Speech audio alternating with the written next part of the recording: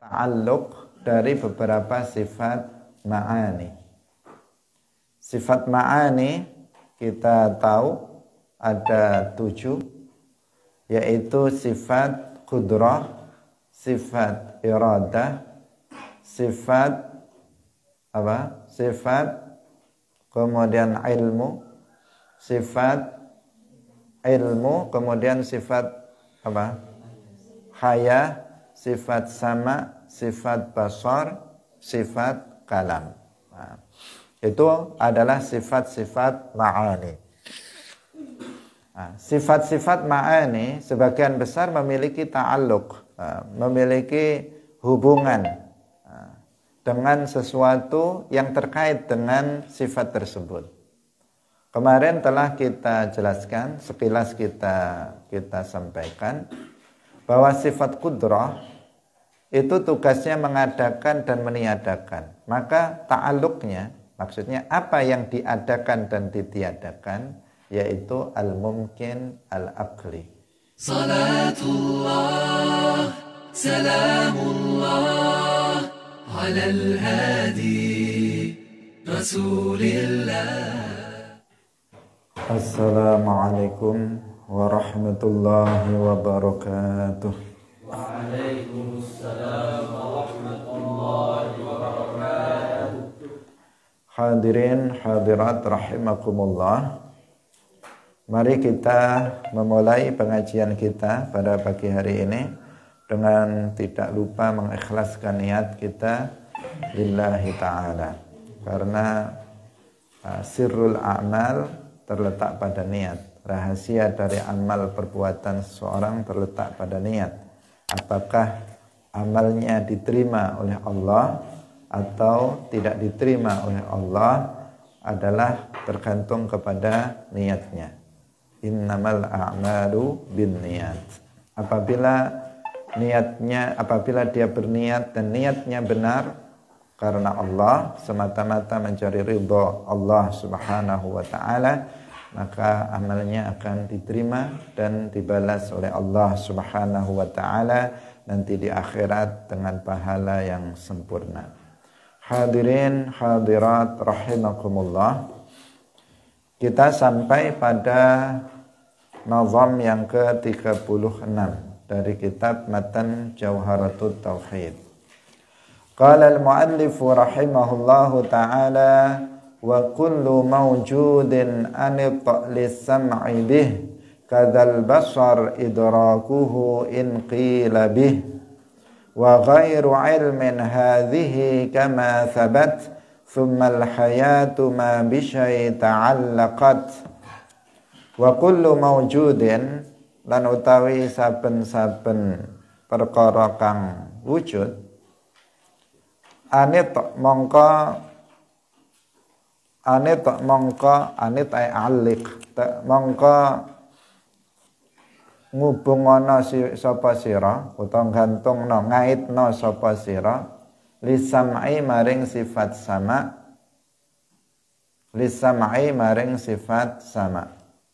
bihi kelawan kullu maujud kadza iku kaya mangkene sama al-basaru utawi sifat basar.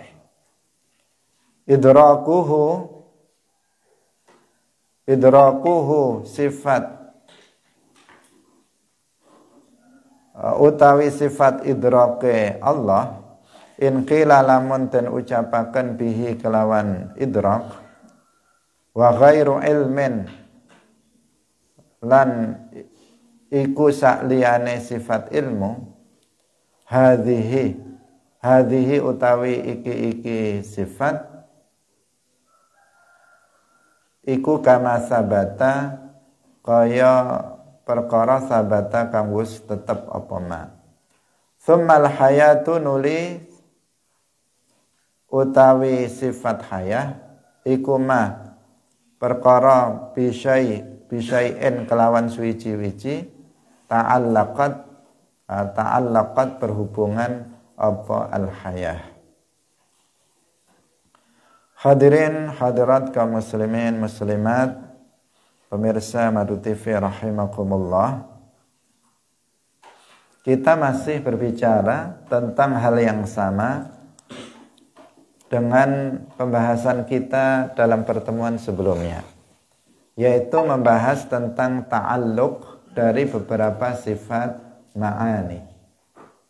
Sifat ma'ani kita tahu ada 7, yaitu sifat qudrah, sifat iradah, sifat apa? Sifat kemudian ilmu, sifat ilmu, kemudian sifat apa? Haya, sifat sama, sifat basar, sifat kalam.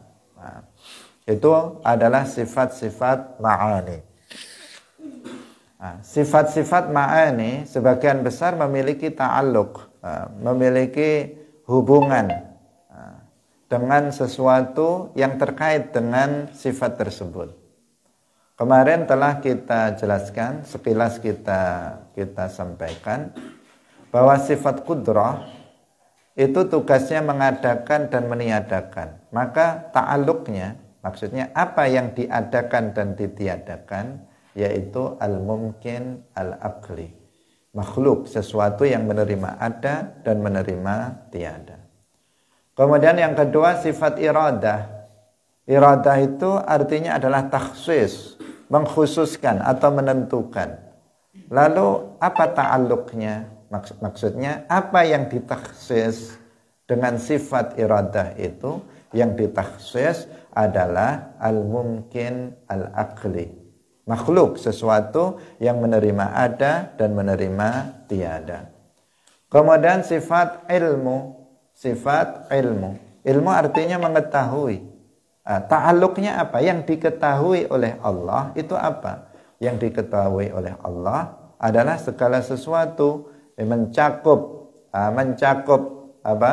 Yang pertama al-wajib al-aqli, al-mustahil al-aqli, dan juga al-jaiz al-aqli. Kemudian yang berikutnya adalah sifat apa kemarin? Sifat kalam. Sifat kalam. Sifat kalam artinya Allah Subhanahu wa ta'ala itu memperdengarkan kalamnya.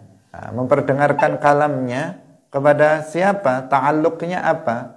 Yaitu sama dengan sifat ilmu, yaitu pada al-wajib al-aqli, al-mustahil al-aqli, dan al-mumkin al-aqli.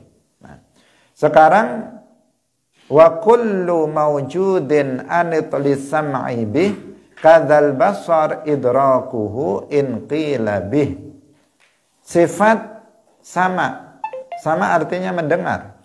Bahwa Allah Subhanahu wa ta'ala dengan sifat samanya mendengar. Ta'alluqnya apa? Yang didengar oleh Allah Subhanahu wa ta'ala itu apa? Ini namanya ta'alluq. Ini sudah kita jelaskan juga dalam pertemuan sebelumnya ketika kita membahas sifat ma'ani. Hanya saja di sini secara fokus berbicara tentang ta'alluq dari sifat-sifat itu yang sesungguhnya adalah meringkas dari apa yang sudah kita sampaikan sebelumnya. Ketika dikatakan bahwa Allah Subhanahu wa ta'ala mendengar, maka ta'alluqnya itu apa? Yang didengar oleh Allah itu apa? Kita telah sampaikan di sini ada khilaf di antara para ulama. Ada perbedaan pendapat di antara para ulama. Sebagian ulama mutaakhirin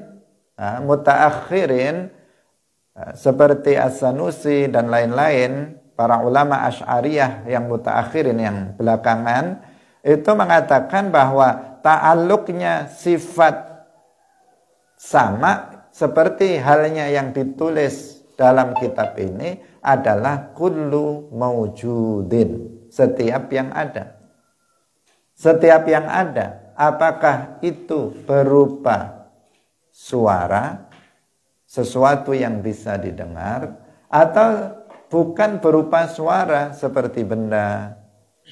Dia bukan berupa suara. Menurut para ulama Asy'ariyah mutaakhirin, ta'alluqnya ke situ, termasuk yang disebutkan dalam kitab ini, berpendapat yang sama bahwa ta'alluqnya sifat sama adalah kullu mawjudin, setiap sesuatu yang ada, baik berupa suara atau yang bukan berupa suara. Sedangkan para ulama Asy'ariyah mutaqaddimun, generasi yang awal-awal, itu pendapatnya, mayoritas mereka maksudnya, itu berpendapat bahwasanya ta'alluqnya sifat sama itu adalah al-masmu'at. Al-masmu'at. Al-masmu'at artinya sesuatu yang bisa didengar. Sesuatu yang bisa didengar itu adalah suara, bukan selain suara. Kalau kita misalnya tembok ini, apakah kita mendengarnya? Kita tidak mendengar. Itu bukan sesuatu yang bisa didengar. Batu itu bukan sesuatu yang bisa didengar. Meja itu bukan sesuatu yang bisa didengar. Pohon itu bukan sesuatu yang bisa didengar. Maka sifat sama Allah itu tidak berkaitan dengan sesuatu yang bisa, sesuatu yang tidak berkaitan dengan sesuatu yang tidak bisa didengar seperti benda, tetapi hanya berkaitan dengan sesuatu yang bisa didengar. Kita makhluk, kita tidak mendengar sesuatu yang tidak bisa didengar. Kita hanya mendengar sesuatu yang bisa didengar, yaitu berupa suara. Hanya saja perbedaan antara pendengaran kita dengan pendengaran Allah, pendengaran kita menggunakan alat, sementara pendengaran Allah tidak menggunakan alat. Pendengaran Allah itu meliputi semua suara, semua Allah mendengarnya, sementara pendengaran kita itu terbatas kepada suara yang keras saja. Yang lirih kita nggak mendengarnya meskipun dekat. Pendengaran kita terbatas kepada suara yang suara yang dekat saja, sementara yang jauh kita tidak bisa mendengarnya.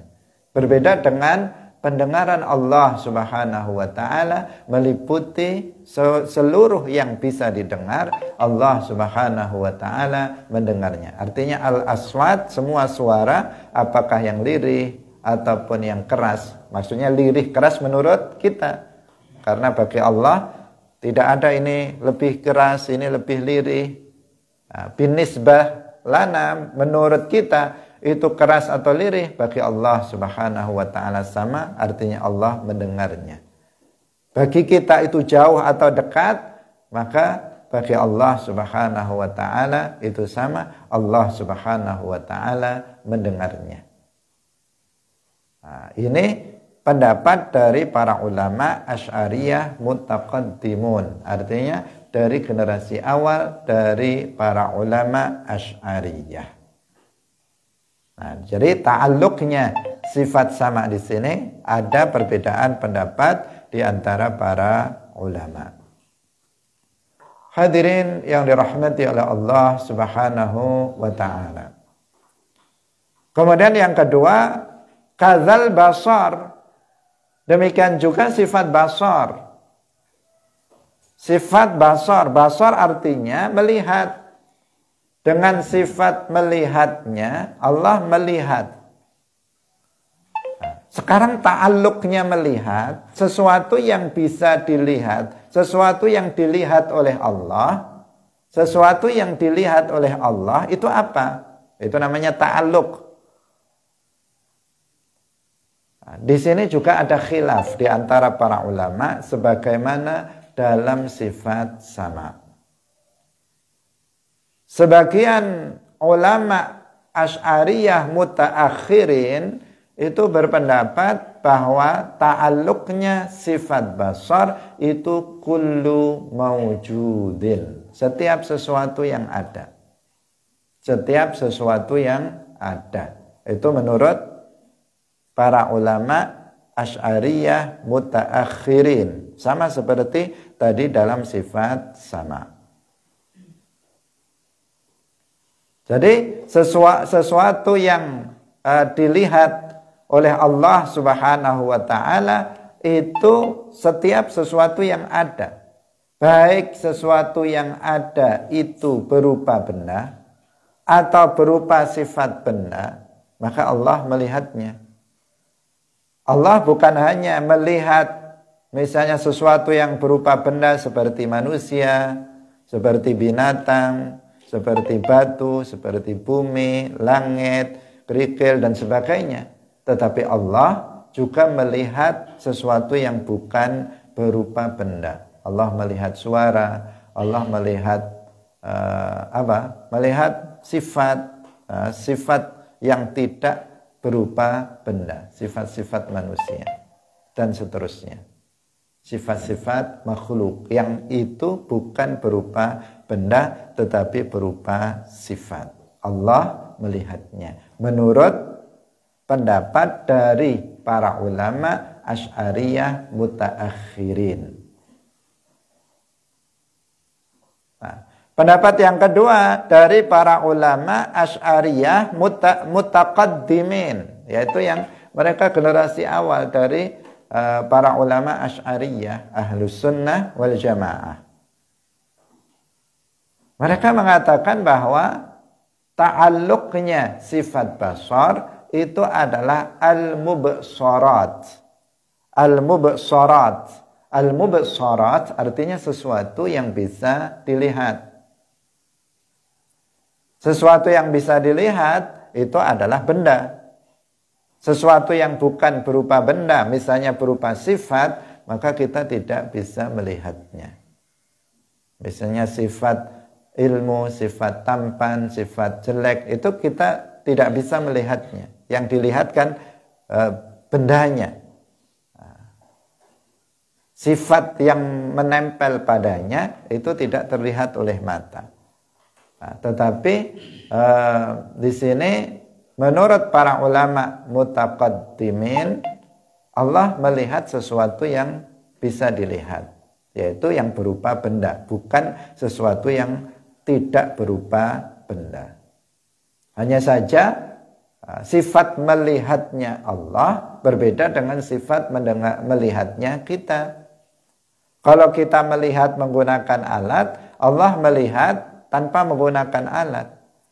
Kalau penglihatan kita itu harus sesuatu itu berupa sesuatu yang besar, baru kita melihatnya. Kalau Allah tidak disyaratkan seperti itu. Allah melihat segala sesuatu yang besar atau kecil menurut kita. Tapi bagi Allah Subhanahu wa ta'ala tidak ada dalam hal melihat sesuatu, ini besar, ini kecil, ini lebih bisa dilihat, yang itu tidak lebih bisa dilihat. Itu tidak ada bagi Allah Subhanahu wa ta'ala. Kita melihat membutuhkan kepada cahaya, Allah Subhanahu wa ta'ala melihat tanpa membutuhkan cahaya, dan seterusnya. Nah, ini ta'alluqnya sifat basar sama atau dalam hal ini ada khilaf di antara para ulama sebagaimana dalam ta'alluqnya sifat sama. Kemudian idrakuhu in qila bih wa ghairi ilmin hadhihi kama sabat. Kemudian sifat idrak.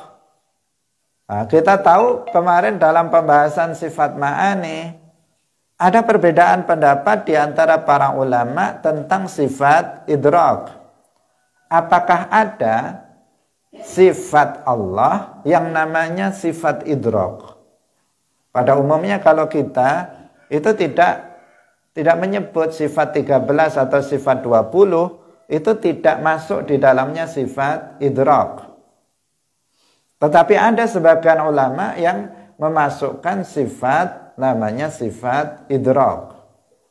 Nah, sifat idrak ini sebagian ada yang menetapkan seperti yang sudah kita jelaskan, mutsbitun, mereka menetapkan adanya sifat idrak. Sebagian itu ada yang menafikan sifat idrak, mengatakan Allah tidak bersifatan dengan sifat idrak. Idrak itu adalah bagian dari sifat ilmu, tidak perlu dimasukkan sebagai sifat zat bagi Allah tersendiri. Sebagian ulama kemarin apa? Al-waqfu mutawaqqifun, abstain, tidak mengatakan bahwa idrak adalah sifat Allah, dan mereka juga tidak menafikan idrak sebagai sifat Allah. Nah. Tetapi seluruhnya itu meyakini bahwa Allah Subhanahu wa ta'ala itu bersifatan dengan sifat ilmu. Bahwa Allah Subhanahu wa ta'ala itu mengetahui al-mudrakat. Al-mudrakat itu maksudnya bagaimana? Sesuatu yang bisa dirasakan, sesuatu yang bisa dicium, sesuatu yang bisa untuk yang bisa dirasa, yang bisa dicium, yang bisa disentuh. Nah, itu namanya mudrokat. Nah. Tapi kemarin kita telah katakan para ulama itu sepakat tidak menggunakan lafadz misalnya mencium, merasa atau membau. Mencium sama membau. Mencium kemudian merasa atau menyentuh itu tidak diucapkan untuk Allah. Tidak boleh seseorang misalnya mengatakan Allah mencium bau wangi ini. Tidak boleh dikatakan begitu. Tidak boleh dikatakan Allah itu mencium bau busuk kamu misalnya. Itu tidak dikatakan begitu. Tetapi Allah mengetahui bau wangi kamu. Menggunakan lafadz apa? Mengetahui, artinya sifat ilmu. Nah. Demikian juga tidak diucapkan untuk Allah. Misalnya dikatakan bahwa Allah itu merasakan bau manisnya gula misalnya. Merasakan kecutnya buah ini, tidak. Lafadz itu tidak diucapkan untuk Allah. Karena apa? Karena itu adalah sifat makhluk, mengindikasikan sebagai sifat makhluk, dan Allah tidak disifati dengan sifat makhluk. Tetapi Allah mengetahui bahwa sesuatu itu kecut, sesuatu itu manis, sesuatu itu asin, Allah mengetahuinya. Mengetahui bukan merasakannya. Demikian juga tidak dikatakan bahwa Allah menyentuh kulitmu, Allah menyentuh tembok itu dan seterusnya. Tidak dikatakan. Dalam bahasa Arab maupun dalam bahasa Indonesia itu tidak diucapkan oleh Allah karena itu berarti sifat makhluk. Untuk makhluk tidak dinisbatkan atau diperuntukkan lafadz seperti itu untuk Allah Subhanahu wa ta'ala. Karena dalam lafadz-lafadz dalam bahasa Arab atau dalam bahasa Indonesia ada ucapan-ucapan yang itu tidak boleh diperuntukkan untuk Allah, tetapi boleh diperuntukkan untuk makhluk.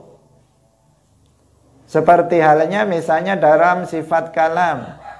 Dikatakan Allah itu mutakallim. Tetapi tidak dikatakan Allahu natiqun. Nah, tidak dikatakan natiqun atau yantiqu. Meskipun dalam bahasa Indonesia itu terjemahannya sama. Tetapi dalam bahasa Arab yang nataqa yantiqu, natiqun tidak diperuntukkan untuk Allah. Tetapi kalau kallama yukallimu, takallama yatakallamu, itu bisa diperuntukkan untuk Allah Subhanahu wa ta'ala. Karena yang ini itu mengindikasikan nataqa yantiqu, itu mengindikasikan sifat makhluk, sementara yang ini itu tidak. Meskipun juga diperuntukkan untuk manusia, tetapi ittifaqun fil lafzi wa ikhtilafun fil makna. Sama dalam lafaz, berbeda dalam makna. Kalau yang nataqa yantiqu enggak bisa dikatakan ittifaqun fil lafzi wa ikhtilafun fil makna, karena penisbatannya di dalam Al-Quran dan hadis ini enggak ada. Sementara kallama yukallimu itu ada di dalam Al-Quran dan hadis penisbatannya kepada Allah Subhanahu wa ta'ala. Sama dengan basar, ada penisbatannya dalam Al-Quran dan hadis, maka dia diperuntukkan untuk Allah, diperbolehkan, tetapi tetapi berbeda maknanya apabila lafaz itu diucapkan untuk makhluk. Hadirin yang dirahmati oleh Allah Subhanahu wa ta'ala. Jadi Allah, sebagian ulama mengatakan Allah memiliki sifat idrak. Nah, sekarang kalau Allah memiliki sifat idrak, maka ta'alluqnya itu apa? Idrak itu, ya kalau kita dalam bahasa Indonesia sering mengartikannya ya mengetahui. Ilmu itu sebenarnya semuanya sepakat bahwa Allah bersifatan dengan sifat ilmu. Tetapi hanya saja ta'alluqnya itu berbeda. Kalau idrak itu adalah sesuatu yang bisa dirasa, sesuatu yang bisa dicium, sesuatu yang bisa sesuatu yang bisa disentuh, itu adalah idrak, untuk idrak. Kalau mendengar itu kan sesuatu yang bisa didengar. Kalau melihat, ta'alluqnya sesuatu yang bisa dilihat. Sekarang kalau idrak, itu ta'alluqnya apa? Sama dengan sifat sama dan basar. Para ulama berbeda pendapat. Ada yang mengatakan kullu maujud.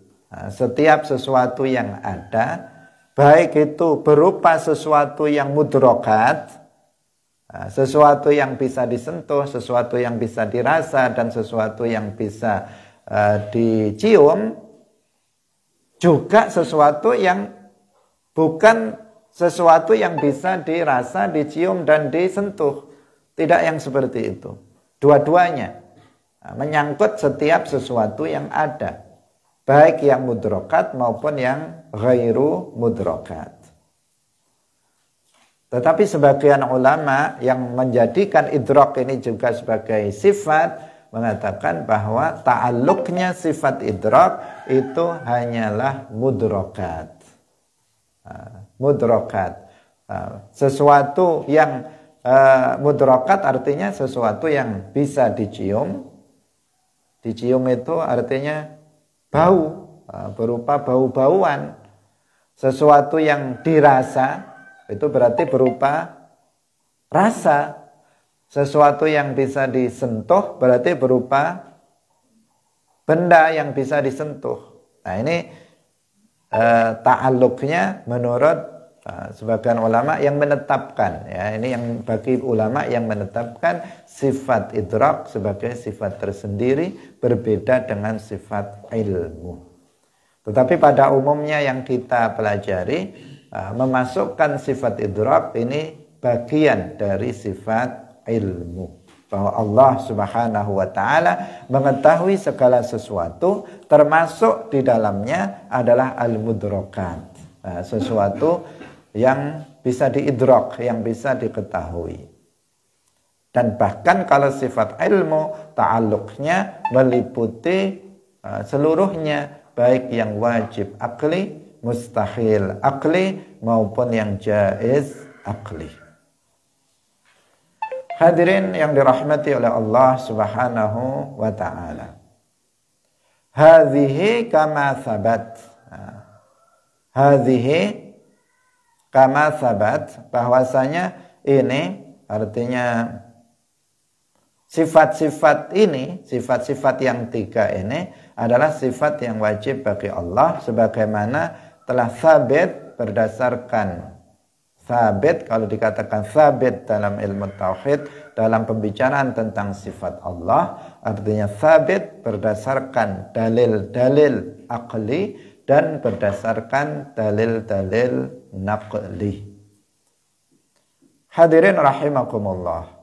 Tsummal hayatu ma bisyai, bisyai artinya bisyai'in asalnya, karena menyesuaikan dengan wazan dalam syair, dalam ilmu al-arud, maka kemudian hamzahnya dihilangkan menjadi bisyai. Asalnya apa? Bisyai'in. Tsummal hayatu ma bi syai'in ta'allaqat. Begitu artinya awalnya. Kalau dalam bahasa yang biasa, tidak syair, maka ungkapannya, ibarahnya adalah tsummal hayatu ma ta'allaqat bi syai'in. Tsummal hayatu ma ta'allaqat bi syai'in. Kemudian sifat hayah itu tidak berta'alluq, tidak berhubungan dengan sesuatu apapun. Artinya enggak memiliki ta'alluq. Sifat hayah enggak memiliki ta'alluq, tidak ada ta'alluqnya. Kalau sifat-sifat ma'ani selain hayah, semuanya ada ta'alluqnya. Ada yang ta'alluqnya al-mumkin al-aqli, ada yang ta'alluqnya al-wajib al-aqli, al-mustahil al-aqli, al-jaiz al-aqli, ada yang ta'alluqnya kullu mawjud, ada yang ta'alluqnya al-masmu'at, ada yang ta'alluqnya al-mubsarat, ada yang ta'alluqnya al-mudrakat. Lah hayah itu satu-satunya sifat ma'ani yang tidak memiliki ta'alluq. Enggak ada ta'alluqnya. Nah, karena dia di sini sifat ini adalah hidup, artinya hidup. Hidup itu enggak ada ta'alluqnya. Kalau takhsis, maka apa yang dikhususkan, yang ditentukan, ada ta'alluqnya. Mendengar, maka ada ta'alluqnya, apa yang didengar. Basar, melihat, maka ada ta'alluqnya, apa yang dilihat. Kalau hidup, nggak ada ta'alluqnya. Nah, maka mu'allif rahimahullah mengatakan tsummal hayatu ma bi syai' ta'allaqat. Hadirin rahimakumullah, hanya saja sifat hayah ini dia tidak memiliki ta'alluq. Hanya saja dia itu menjadi syarat bersifatannya Allah dengan sifat-sifat yang lainnya. Jika Allah tidak bersifatan dengan sifat ini, jika dikatakan demikian, maka tidak akan bersifatan dengan sifat-sifat yang lainnya, sebagaimana yang telah kita jelaskan sebelumnya.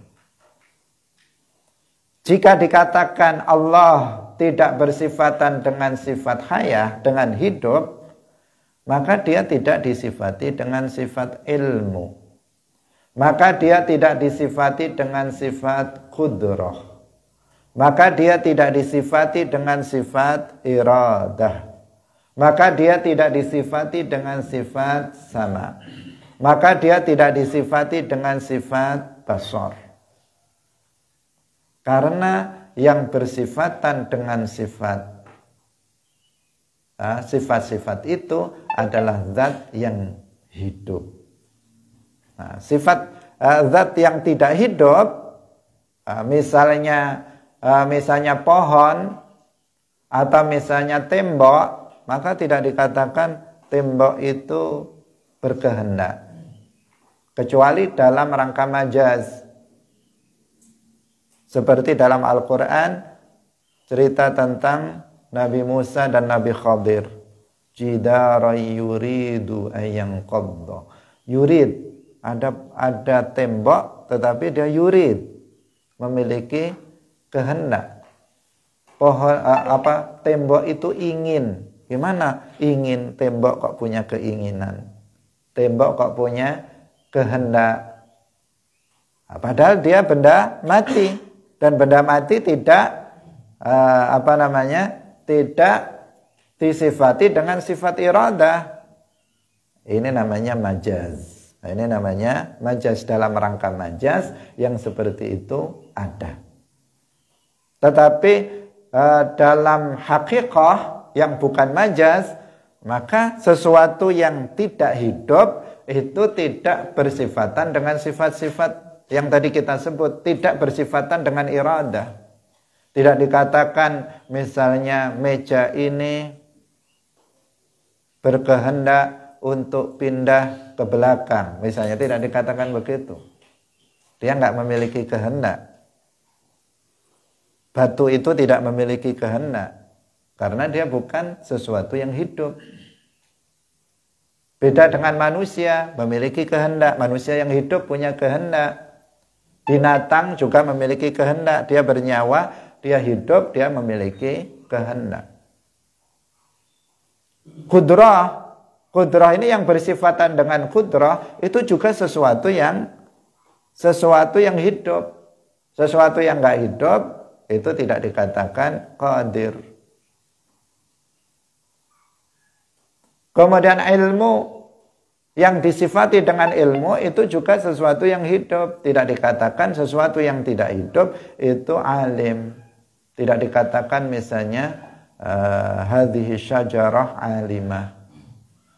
Pohon ini itu berilmu. Enggak. Tidak dikatakan misalnya batu ini alimun jiddan misalnya. Tidak dikatakan seperti itu. Kenapa? Karena dia tidak hidup. Sesuatu yang enggak hidup tidak disifati dengan sifat ilmu. Tidak disifati dengan mendengar, melihat. Tidak dikatakan bahwa tembok itu sedang melihat kamu. Enggak. Atau sedang mendengar kamu. Enggak. Itu hanya bahasa bahasa penghibur saja atau bahasa kiasan yang tidak hakikah. Karena pada hakikahnya sesuatu yang hidup, sesuatu yang tidak hidup itu tidak disifati dengan mendengar, tidak disifati dengan melihat. Hadirin yang dirahmati oleh Allah Subhanahu wa taala, itu tentang sifat hayah. Dia tidak memiliki ta'alluq, tetapi dia menjadi syarat disifatinya Allah dengan sifat-sifat yang lainnya seperti sifat ilmu, sifat sama, sifat basar, sifat qudrah, sifat iradah, sifat kalam, semuanya disifati dengan sifat itu jika Allah bersifatan dengan sifat hayah. Karena itulah maka pasti secara aklan wa naqlan Allah Subhanahu wa taala itu bersifatan dengan sifat hayah, yaitu sifat hidup. Hadirin yang dirahmati oleh Allah Subhanahu wa taala. Sedikit kita pertegas tentang masalah ini sebagaimana kemarin juga kita pertegas tentang sifat-sifat ma'ani yang kemarin sedang kita bahas, yaitu sifat qudrah, sifat iradah, kemudian sifat ilmu dan sifat hayah. Sekarang juga kita pertegas tentang bahwa sifat-sifat ma'ani yang kita sebutkan sekarang, yaitu sifat sama, sifat basar, kemudian sifat hayah dan idrak, ini semuanya adalah sifat yang pertama mawjud. Dia ada, karena sifat ma'ani itu adalah sifat yang ada. Yang ada artinya lauku syifa annal hijab la ra'ainaha. Apabila dibukakan hijab dari kita, maka kita akan melihatnya. Dia adalah sesuatu yang wujud, sesuatu yang ada. Sesuai dengan urutan dari sifat nafsiyah dan sifat salbiyah. Kemudian yang kedua, sifat Allah ini adalah azaliyah, qidam. Artinya sifat-sifat Allah ini azaliyah. Sifat samanya Allah itu azali, sifat basarnya Allah itu azali, sifat idraknya Allah itu azali, sifat hayahnya Allah itu azaliyah, tidak berpermulaan. Berbeda dengan sama kita yang hadis, basar kita yang hadis, idrak kita yang hadis, hayah kita makhluk yang hadis, berbeda, azaliyah.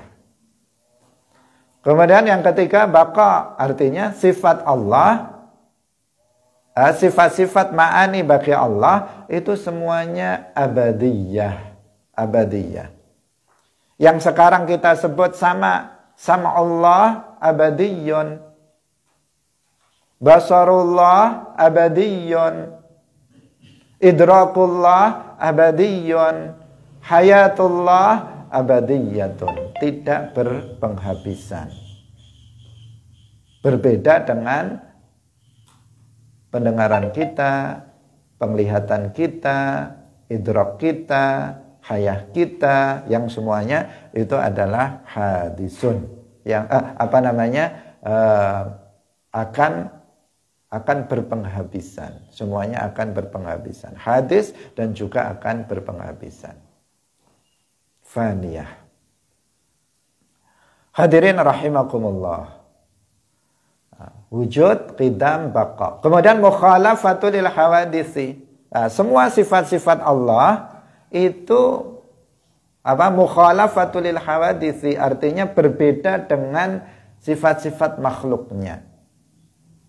Ini sudah kita uraikan. Sama'ullah la yushbihu sama'ana. Sama'nya Allah, sifat mendengarnya Allah berbeda dengan sifat mendengarnya kita. Basarullah la yushbihu basarana. Melihatnya Allah berbeda dengan, tidak serupa dengan melihatnya kita. Idrakullah la yushbihu idrakana. Sifat idraknya Allah itu tidak serupa dengan sifat idrak kita. Hayatullah la tushbihu hayatana. Hidupnya Allah tidak serupa dengan hidupnya kita. Kemudian yang berikutnya apa? Qiyamuhu binafsihi. Artinya tidak butuh kepada selainnya. Sama Allah tidak butuh kepada alat, tidak butuh kepada telinga atau alat-alat yang lain untuk Allah mendengar dengan sifat samanya itu. Sifat basar Allah tidak membutuhkan kepada mata, tidak membutuhkan kepada kacamata, mikroskop atau alat-alat yang lainnya. Idraknya Allah tidak membutuhkan kepada lidah untuk bisa mencium rasa, tidak membutuhkan kepada hidung untuk bisa mencium bau, tidak. Allah mengetahui itu semuanya, memiliki idraknya tidak seperti idraknya makhluk, tidak membutuhkan kepada alat. Hayatullah atau hayatullah tidak membutuhkan kepada selainnya. Hidupnya Allah tidak membutuhkan ruh. Hidupnya Allah tidak membutuhkan daging, tidak membutuhkan darah, tidak membutuhkan tulang, dan juga alat-alat kehidupan yang lainnya, yang manusia itu hanya bisa hidup jika alat-alat itu baik dan alat-alat itu bisa berfungsi. Jika jantungnya sudah tidak berfungsi, manusia akan mati. Jika paru-parunya tidak berfungsi, maka seseorang akan mati. Jika ginjalnya tidak berfungsi, maka manusia akan mati. Dia membutuhkan alat untuk hidup, sementara Allah Subhanahu wa ta'ala hidup tanpa membutuhkan kepada selainnya. Tidak butuh kepada alat-alat tersebut. Yang terakhir, wahdaniyah, artinya bahwa sifat-sifat Allah ini itu wahidun. Wahidun. Sama'ullah wahidun. La yata'addad, tidak berbilang. Pendengaran Allah itu pendengaran yang satu. Dengan pendengaran yang satu Allah mendengar segala sesuatu. Tidak, pendengaran sifat mendengarnya Allah itu tidak berbilang sejumlah sesuatu yang didengar. Yang didengar dari makhluk suara ini banyak sekali. Maka pendengaran Allah itu tidak berbilang sejumlah sesuatu yang bisa didengar. Berbeda dengan kita. Kalau kita mendengar, tadi saya mendengar suara kamu. Besok atau 5 menit kemudian saya mendengar suara kamu, ganti suara yang lain, suara dia. Kemudian saya mendengar lagi suara dia. Ini pendengarannya 1, 2, 3, berbilang. Sementara pendengaran Allah Subhanahu wa taala adalah sam'un wahidun, pendengaran yang satu, dengannya Allah mendengar segala sesuatu. Basarullah adalah basar yang satu, wahidun. Sifat melihatnya Allah itu satu, bukan berbilang sejumlah makhluk yang dilihatnya, sejumlah benda yang dilihat, enggak. Tetapi basarullah adalah basarun wahidun. Kemudian idrakullah adalah idrakun wahidun, bukan berbilang sejumlah sesuatu yang bisa diidrak. Kemudian yang terakhir hayatullah. Hayatullah adalah hayatun wahidatun. Hayah yang satu, bukan hayah yang berbilang. Nah, ini hal-hal yang juga perlu untuk kita ketahui terkait dengan penjelasan sifat-sifat wajib bagi Allah Subhanahu wa ta'ala. Hadirin yang dirahmati oleh Allah Subhanahu wa ta'ala. Sampai di sini pembahasan kita tentang sifat-sifat wajib bagi Allah telah selesai. Kita telah menjelaskan 20 sifat wajib bagi Allah. Baik yang masuk pada sifat nafsiyah, sifat salbiyah, sifat ma'ani maupun sifat ma'nawiyah. Dan diakhiri oleh mu'alif dengan penjelasan ta'alluq dari masing-masing sifat ma'ani bagi Allah Subhanahu wa ta'ala. Diakhiri dengan sifat hayah yang tidak memiliki ta'alluq. Semoga kita semuanya bisa memahami sifat-sifat wajib bagi Allah ini dengan benar. Karena memahami sifat wajib bagi Allah itu berarti mengenal Allah Subhanahu wa ta'ala. Dan mengenal Allah Subhanahu wa ta'ala adalah kewajiban yang paling utama, kewajiban yang paling pertama bagi setiap hamba. Seperti yang dikatakan oleh Al-Imam Abul Hasan Al-Ash'ari, Imamul Huda, Imam Ahli Sunnah wal Jamaah. Beliau mengatakan, awwalu ma yajibu 'alal 'abdi al-'ilmu billah wa rasulihi wa dinihi. Pertama kali yang wajib diketahui oleh setiap muslim adalah al-ilmu billah, yaitu mengenal Allah. Kemudian al-ilmu bi rasulillah, mengenal Rasulullah. Dan yang kemudian yang berikutnya adalah mengenal agamanya, mempelajari dan mengetahui ajaran-ajaran agamanya. Setelah ini kita akan menyebutkan tentang al-asma, nama-nama Allah Subhanahu wa ta'ala. Karena nama-nama Allah itu sebagian besar selain lafzul jalalah itu menunjukkan sifat Allah. Nah, berarti masih dalam pembahasan sifat Allah.